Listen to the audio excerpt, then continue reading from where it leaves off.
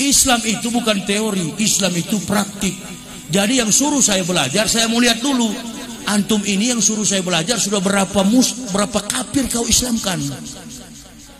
Sudah berapa ribu kafir, bukan berapa ratus, sudah berapa ribu. Karena saya Islamkan sudah puluhan ribu. Antum sudah berapa? Kalau cuma berdakwah pulang bawa amplop, itu namanya imanuhum fi amplopihim. Banyak kalau begitu, memilih jalan mungkar sedikit, memilih jalan ma'ruf banyak. Amar ma'ruf nahi mungkar. Banyak pendakwa memilih jalan ma'ruf, bahkan bisa jadi pejabat sampai ke tingkat wapres kalau pilih ma'ruf. Saya orang dari kafir masuk Islam begitu setia membawa Islam. Begitu kita jadi pejabat, pertama belum jadi pejabat, meles, datang ke masjid, datang ke pondok, ini nomor urut saya ya, tolong. Begitu jadi pejabat, kok bisa-bisanya Islam antum banting-banting, Islam antum injak. Di mana-mana kita lihat pemurtadan, kristenisasi merajalela. Tidak kalah juga orang-orang yang masuk Islam. Di setiap tempat kami masuk berdakwah, pasti ada yang mengucapkan 2 kalimat syahadat.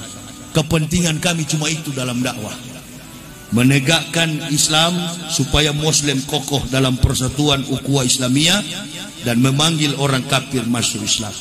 Tapi jangan semua mereka masuk. Kalau sudah semua, nanti siapa yang di neraka? Cukuplah orang-orang yang cerdas. Yang dibutuhkan yang punya kemampuan, kualitas bukan kuantitas.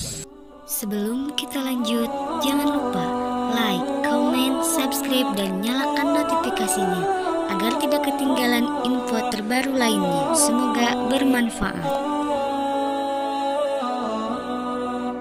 Saya sering dihina, dipitnah, apalagi saya bilang nggak masuk akal fitnahan mereka. Pertama bilang saya kena COVID, mati.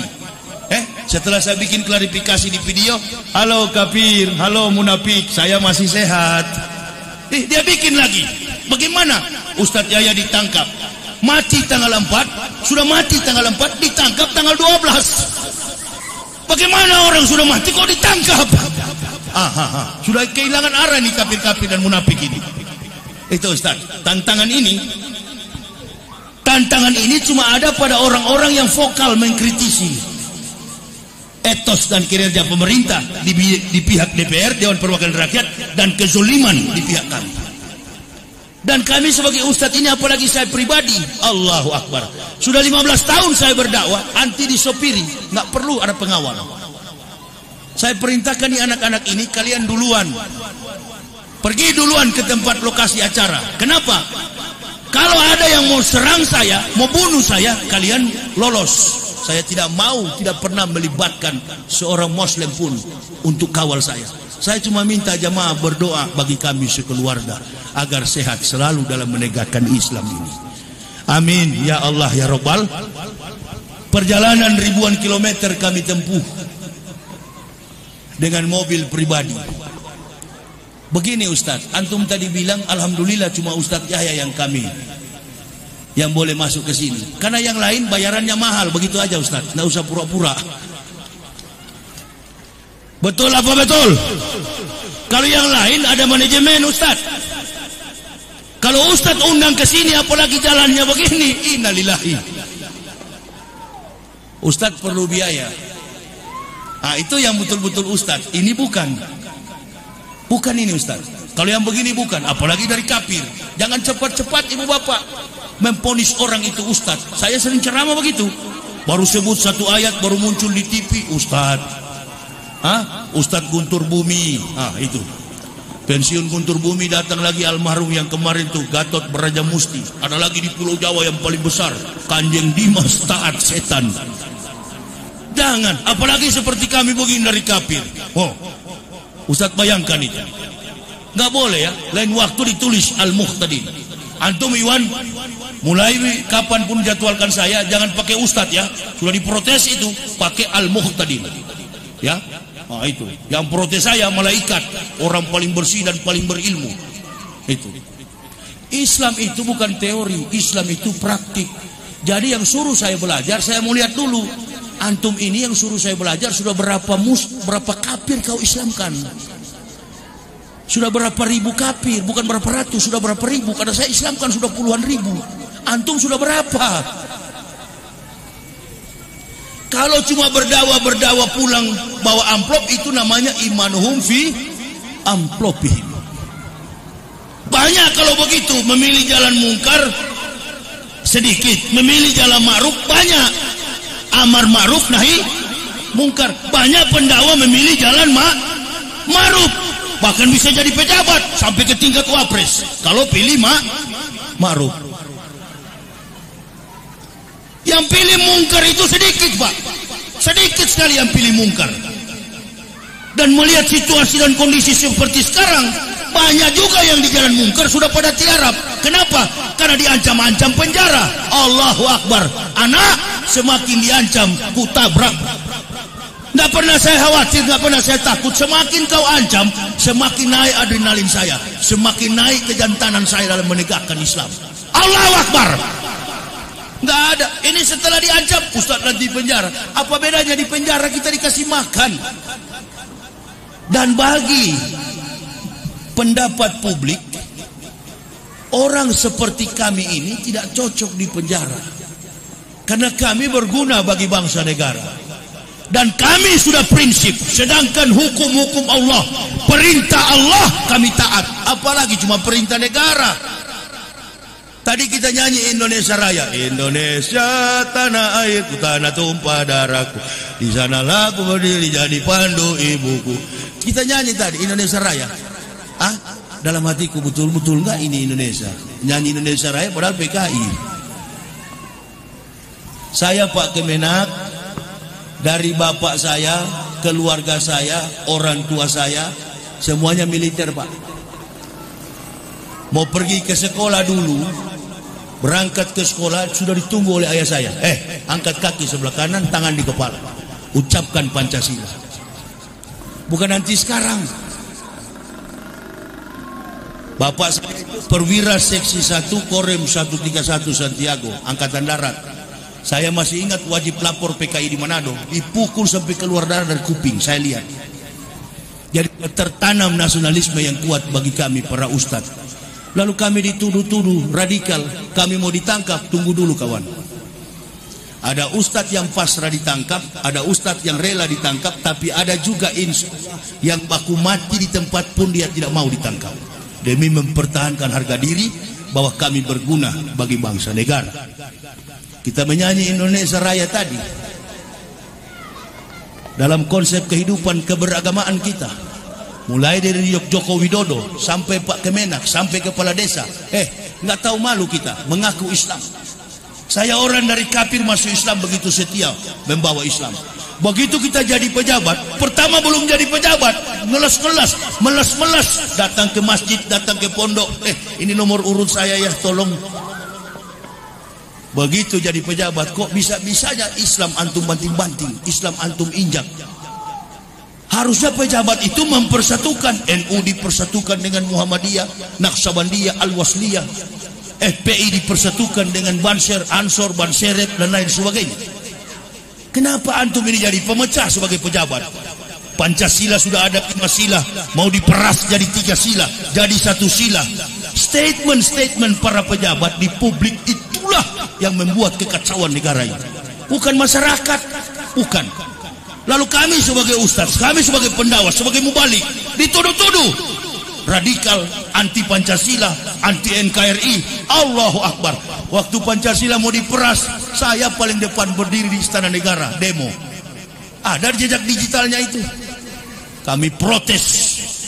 Justru kami yang cinta betul-betul kepada negara ini, kami yang setia kepada NKRI merah putih. Antum pura-pura.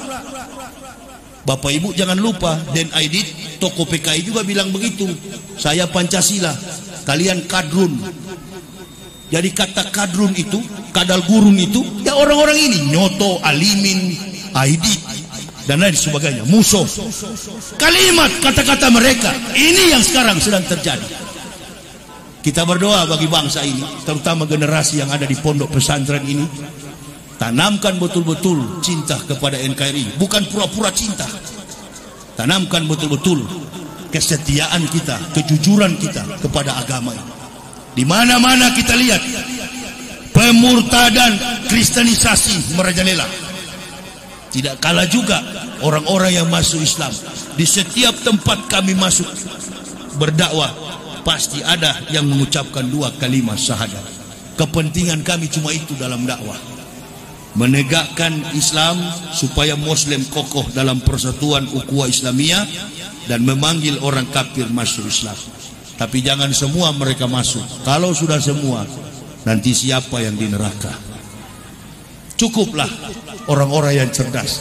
Yang dibutuhkan yang punya kemampuan, kualitas bukan kuantitas. Kita di sini ayat yang saya baca tadi, Quran surah Al-Mu'minun yang ketiga, qad aflahal mu'minun allazina hum fis sholatihim khashi'un walladzina hum 'anil laghwi muridun wallazina hum fil zakatihi fa'ilun. Beruntunglah orang-orang yang bersedekah, menginfakkan hartanya di jalan Allah. Di kesempatan sore hari ini kita dipertemukan dalam rangka peletakan batu pertama pembangunan masjid Pondok Pesantren Quran Tafsir, Pondok Pesantren Darul Quran yang ada di Bukit Intan Makmur, Kabupaten Rokan Hulu. Kepada seluruh jamaah, di sela-sela ini kita akan menjalankan kotak infak sambil kita bersolawat kepada Nabi Sallallahu Alaihi Wasallam. Kita akan menjalankan kotak infak sepenuhnya untuk pembangunan masjid Pondok Pesantren Darul Quran Darussalam yang ada di Desa Intan, Bukit Intan Makmur, Kabupaten Rokan Hulu. Acara ini juga saya himbau kepada seluruh jamaah yang ada di Indonesia. Bagi yang mendengarkan YouTube ini, marilah kita meluangkan atau kita salurkan bantuan ke rekening Pondok Pesantren Darul Quran Darussalam dengan nomor rekening akunnya Bank Rakyat Indonesia BRI ke nomor 76550104710532. Ini pondok yang punya pemilik daripada nomor rekening ini. Salurkan bantuan Bapak Ibu saudara-saudaraku jamaah yang ada di seluruh Indonesia melalui rekaman YouTube ini. Disalurkan bantuannya ke Pondok Pesantren Darul Quran. Sekali lagi BRI 76550104710532. Mari Ibu Bapak kita bersolawat dan kita menjalankan kotak infak demi pembangunan masjid Pondok Pesantren ini. Salatullah salamullah ala toha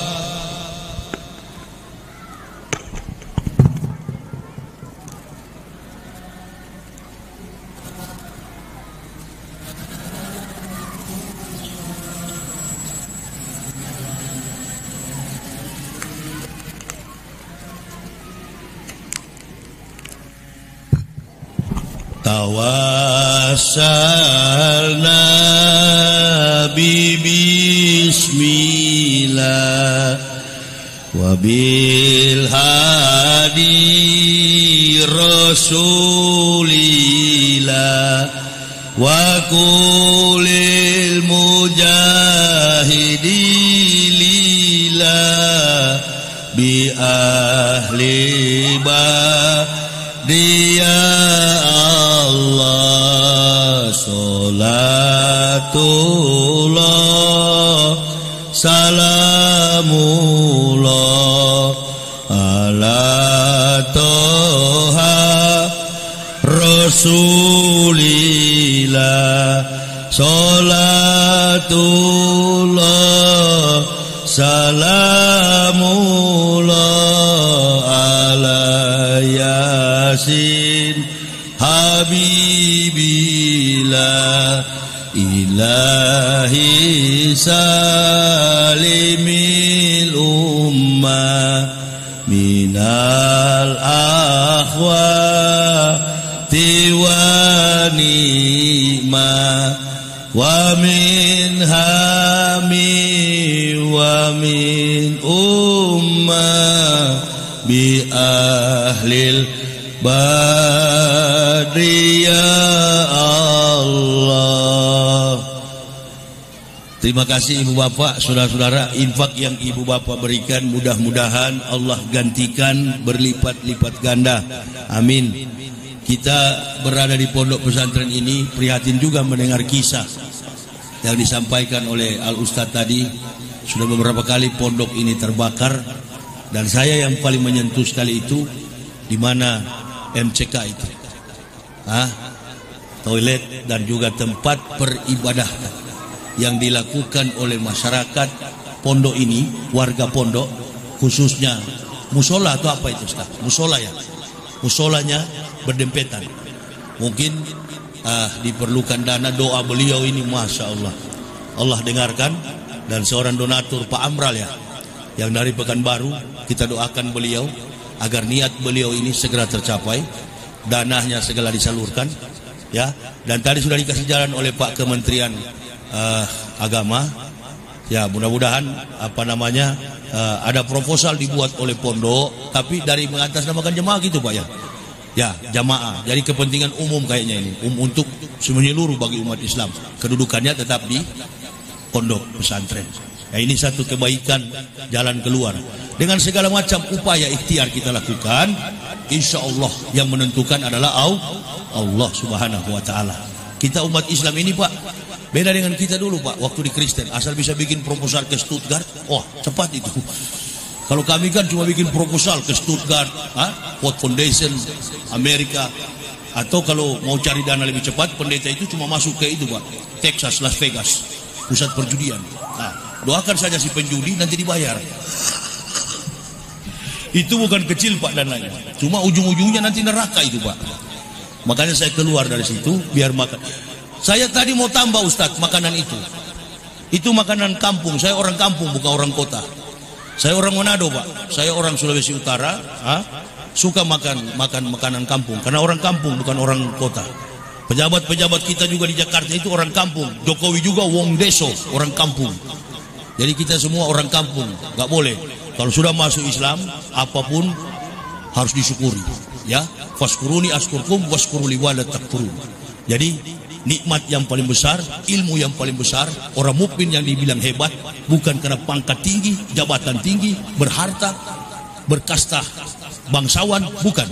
Orang mukmin yang hebat adalah mereka yang pandai-pandai dan pandai bersyukur. Banyak sedikitnya yang Allah berikan, kalau syukur kepada Allah, nanti yang di luar batas jangkauan logika kita, Allah akan berkahi kita. Amin ya robbal. Itulah Pak Amral yang dari mana itu, Pekanbaru, sudah mewakafkan hartanya, menjual rumahnya, katanya sampai 8 kamar. Begitu ya Pak Ustadz? Nah, 4 kamar. Yang ada lagi yang apa itu? 8 room, 8 kamar ya. Nah, itu bahasa Pak Ustadz. Bahasa saya lain lagi. Kalau Pak Amral dari jauh 8 kamar, antum di sini Intan Makmur harusnya 10 kamar antum jual. Begitu kira-kira ya. Masa kalah dengan orang yang lebih jauh? Bahkan Pak Kemenak pun 1 juta. Ya, saya insya Allah Ustadz hanya memotivasi bagian daripada ini. Nanti saya juga ngomong ini di YouTube supaya jamaah seluruh Indonesia membantu. Dulu pernah ada di Batam Pak, saya ceramah, rumahnya mewah-mewah, masjidnya sudah mau roboh. Saya bilang sama panitia masjid, besok tabligh akbar bikin kotak amalnya model keranda. Karena yang mau hadir orang-orang kaya. Begitu saya ceramah dan saya todong. Ini berapa? Yang topi-topi putih itu, yang sudah ke Mekah. Saya 500 Ustaz. Saya saja 1 juta mantan kafir, masa ente 500? Malu dia. Saya hampir berapa? Hampir mencapai miliar Ustaz. Dalam 1 malam itu. Malu, saya todong.